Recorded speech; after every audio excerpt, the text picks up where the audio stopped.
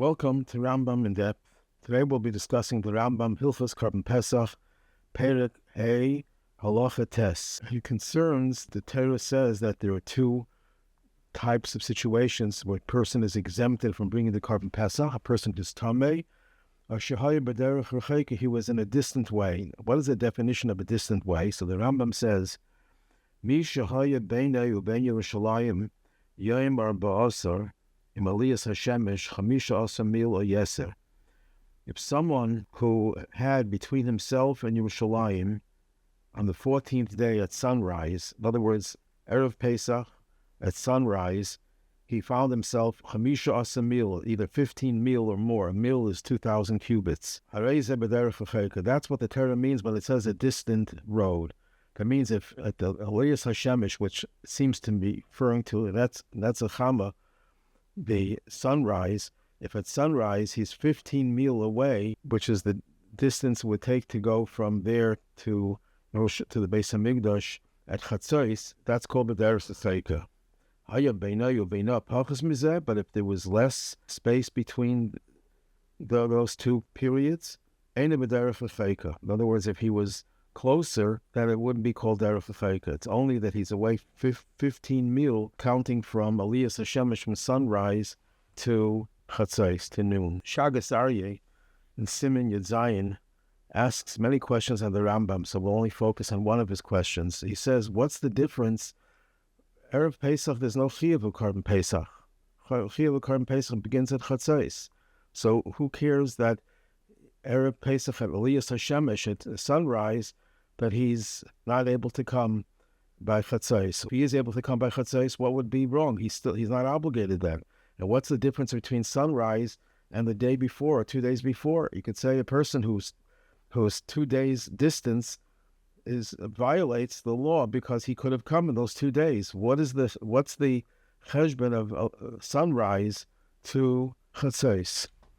So the Sefer Hilchot HaPesach comes up with a very big chiddush, and he says that it's based on a Ramban that when the Torah says Ben Harabbayim, which ends by shkia, that only refers to shchita. Because the Torah uses the term Ben Harabbayim regarding shchita. But when it comes to the other avodas, it can even be later. It doesn't have to be Ben Harabbayim. It can even be after the shkia, as long as it's before the end of shkia, by tzeitzek chavim. In other words, if the shchita was before the beginning of shkia, you can do the other avodas even later. In other words, the din of Ben Harabbayim, that you have to do things from Chatzos onward, that's only regarding shchita. So the Hilchot Pesach says, tremendous chiddush, it's based on a Tosafot, that what would happen if you did the other avodas before Chatzos? If it doesn't require Ben Harabbayim, now how is that possible? To do the other avodas, you have to do shchita first. So he brings a Tosafot.